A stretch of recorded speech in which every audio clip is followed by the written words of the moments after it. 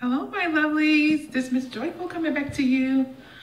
It's been about 2 weeks, I think, since my last update. I'll have to go back and check that. But I had started to experience a few little issues. I won't say they necessarily bad, but I was experiencing a few issues that I wanted to kind of like explore and document and see kind of what was going on.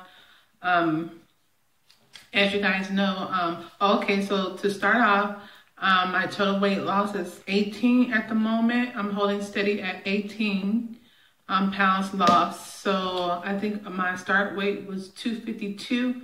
I think I'm at 233 at this point, at this time, which is really good because it's holding steady. I'm not going up. I'm not, fluctuating.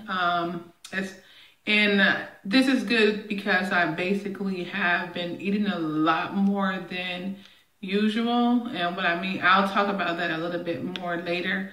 But because I basically discovered some things in my little documentation and studying. So every time I'm doing something as far as weight loss, I always like to go to the whole, like, why is it working? Why is it not working? And so that's kind of what I have done. I have kind of come up with almost like a research paper basically on why or why not. And this one is basically called Intermittent Fasting for Women 40 and Over. Because like I said, I was experiencing some different things when I first started that kind of like, ooh, what is kind of going on with my body? But of course, overall, I'm not gonna lie, I love the whole fast weight loss, I do. But being able to maintain the weight loss is what I, really want to kind of focus on now because, I'm getting older and I know, fluctuating up and down with your weight is not necessarily, it's good. That's not good. It's not good whether you're old or young, actually. So I just came up with this. I call it like a little research paper, but you can call it a book if you want to. And I have linked it to my YouTube down in my description. And it basically tells what was happening to me. I remember asking one of my, I call her my sister. She is my sister. Because I had ended up losing the weight so fast that first month. And I ended up having 2 cycles, 2 time of the months that month. And I'm like, oh, something is happening. So I decided to do some research about intermittent fastings and hormones with women over 40. So I don't know if this, it could help anybody, but I know I had started seeing some weird changes and I didn't know whether it was good or bad. I didn't know whether my body would stabilize eventually or not. So of course I did some research so that can kind of like help us out so that we don't have to be kind of guessing, trying to take the guesswork out of all of that. And I did upload this really cheap. It's only like $3. It's, like I said, it's basically like a little research paper that you can get. But it's called, on Amazon. I checked the link down there. So if you guys wanted to see all the positive and negative of intermittent fasting with your hormones, especially for, I found out a lot of stuff for women who have hormonal issues as far as their thyroids and diabetes and different things like that. So it's really good information. And it kind of clarified why my body did that funny thing that first month where it kind of started messing up with the hormone type of thing because when you read more into it, it'll start telling you about how our body is connected to the brain and our brain is connected to our ovaries for us women. So when we started dropping weight really quickly and started restricting our calories, our bodies do something different than men's. Men's body don't necessarily go through that hormonal change because they don't have to worry about reproducing and all stuff like that, but we do. So whereas a man can start intermittent fasting and things like that, and they drop weight really quick, they have muscle mass start popping out everywhere.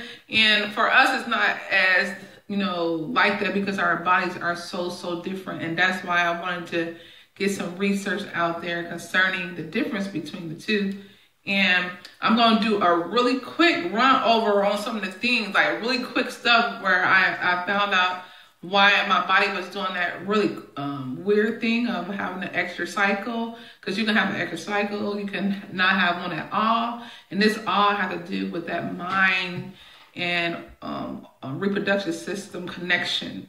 And so really quickly, I want to just do, I'm not going to even try to read the book. I'm going to just give you some quick helpers on what to not do. Because like I said, I was just alternate day fasting just because, and I don't know if younger women, if they saying, you know, younger women, it's okay for you to do it. But I know for like us women, older women, when we're in perimenopause, and some of them probably in full-blown menopause, stuff start happening. And, so these are some of the things, this in chapter 5, how women can safely intermittent fast. And these are some of the rules to not do. Do not fast for 2 consecutive days. Make sure there is at least one non-fast day in between.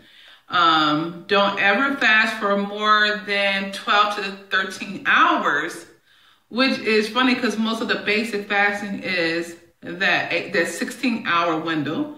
But they saying for us who are experiencing different hormonal things, I guess I should, I'll tell you guys what some of the hormonal disruptions, when you start seeing those, you need to stop and do it maybe like try this other method.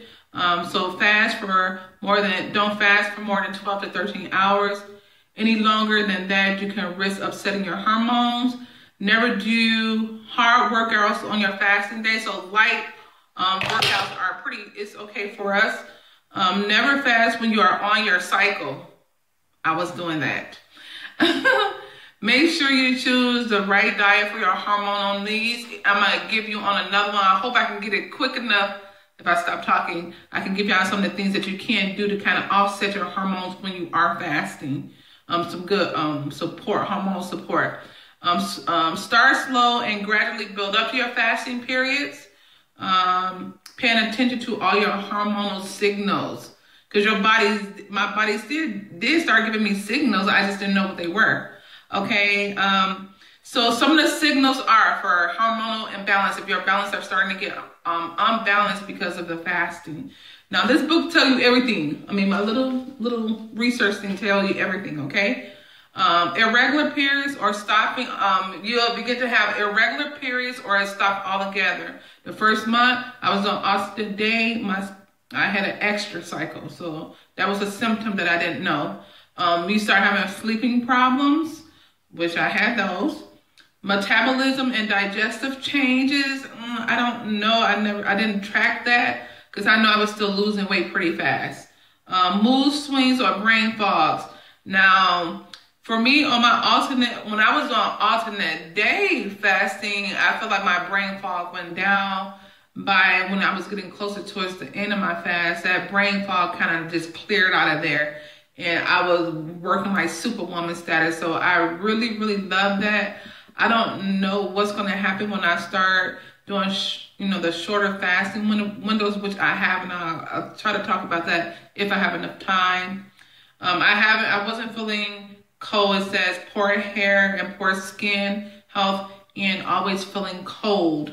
So although I wasn't having those last 2 or mood swings, I did have the first 2 irregular cycles and sleeping problems. So those are some of the things that might start popping up and it's telling you that your hormones are maybe getting off balance. So to kind of remedy that, you should do what I spoke of before that. So you should not attempt intermittent fasting for any of the, if you are fasting, if any of the following applies to you. You have an eating disorder in the past. You are pregnant or trying to have a baby, because in the research, it shows that when you start intermittent fasting, it starts shrinking the uterus. So that was like big. I can read that. You have sleep issues.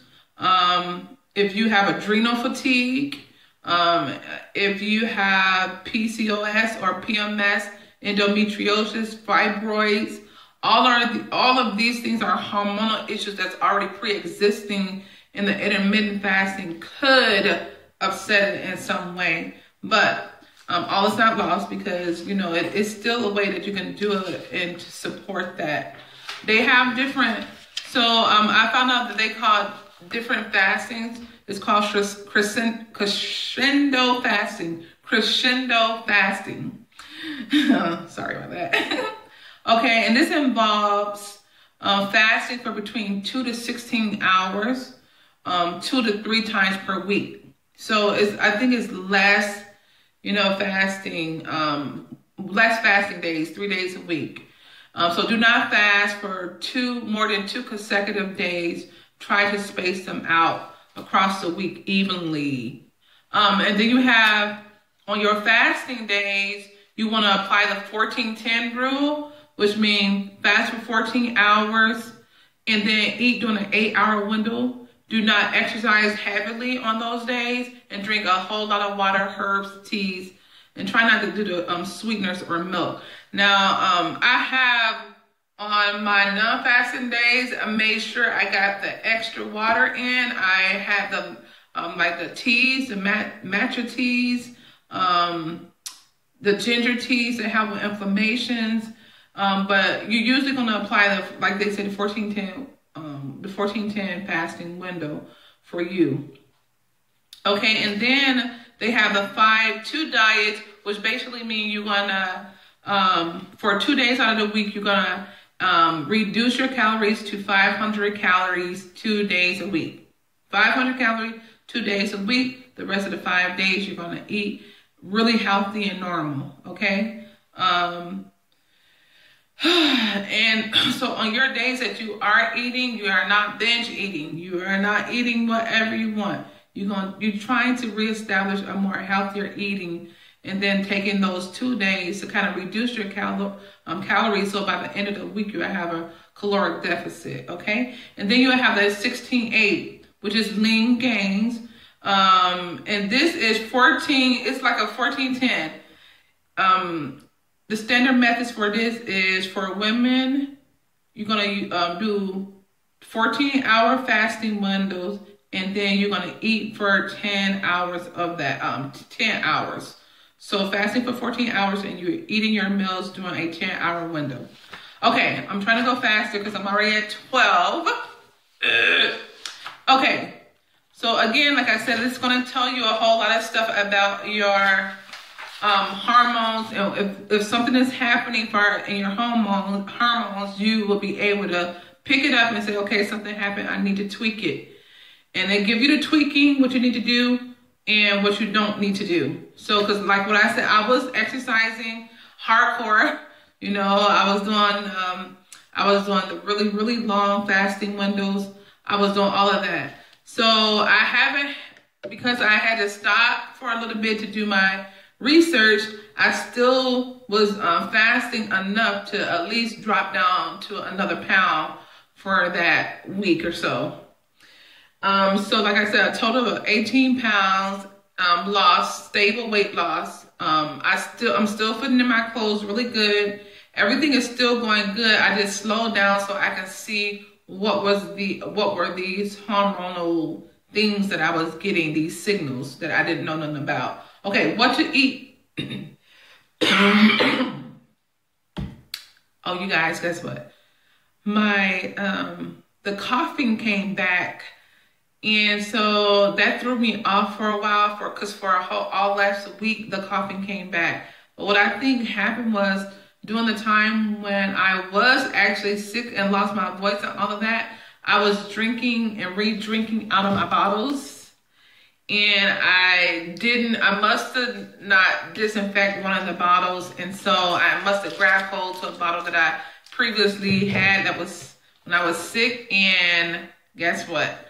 The cycle tried to restart again. So I've been really fighting that all over again. So what to eat for your hormones. Okay, and this has been working for me because I have been able to implement some of these. I'm trying to implement slow so I don't throw the whole thing out the window and be like, bump all of this, okay?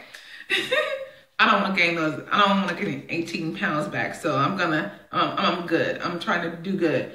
Hormonal balance. What you should eat for your hormones. Drink ACV shots every day. 3 tablespoons of water and 1 tablespoon of apple cider vinegar. Now, I cannot get that down because, like I said, I think I had acid reflux, which has eroded some of my esophagus, so it burns too much. So what I do is I'll take this, a full bottle, like 16 ounces. This is 20 ounces, and I will add just 1 cap full, and I would do that 2 to 3 times a day.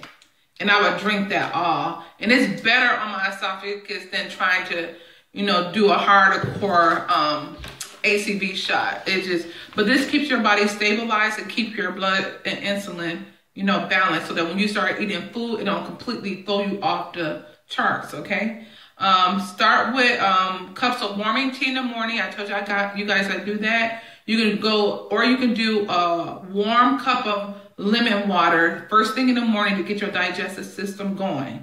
So the ACV shot, lemon juice, and any teas that you want to just get your body started off in the morning.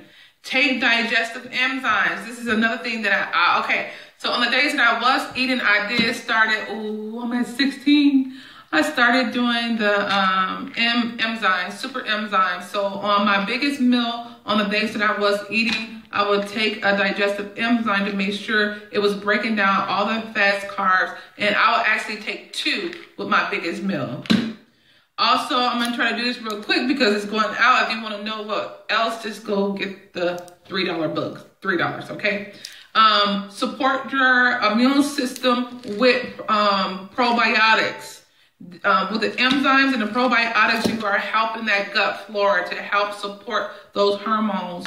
And another thing that helps your thyroid, which is another big thing that work against you when you intermittent fast, is your thyroid health. And magnesium and iodine or kelp will actually help support your thyroids. Okay, let's see. I know I'm going so fast. Eating 60 grams of lean protein. Eat healthier fats like your olive oil, your walnuts, avocado oil, coconut oil, walnuts. And again, if you're taking those things, those fatty things, you want to use a digestive enzyme to make sure your body is breaking down the fat. Avoid inflammation foods. Those are those really high carbs, sweets, all of that stuff. It will cause the body to go into inflammation mode, messes up your hormones. And I already told you guys about the thyroid health. Okay, so I'm going to cut off it there because I'm scared that it won't upload. I will try to put some progress photos at the end. Thank you guys so much for listening. I probably have to come back on another day to give you more updates. Have a beautiful day. Bye.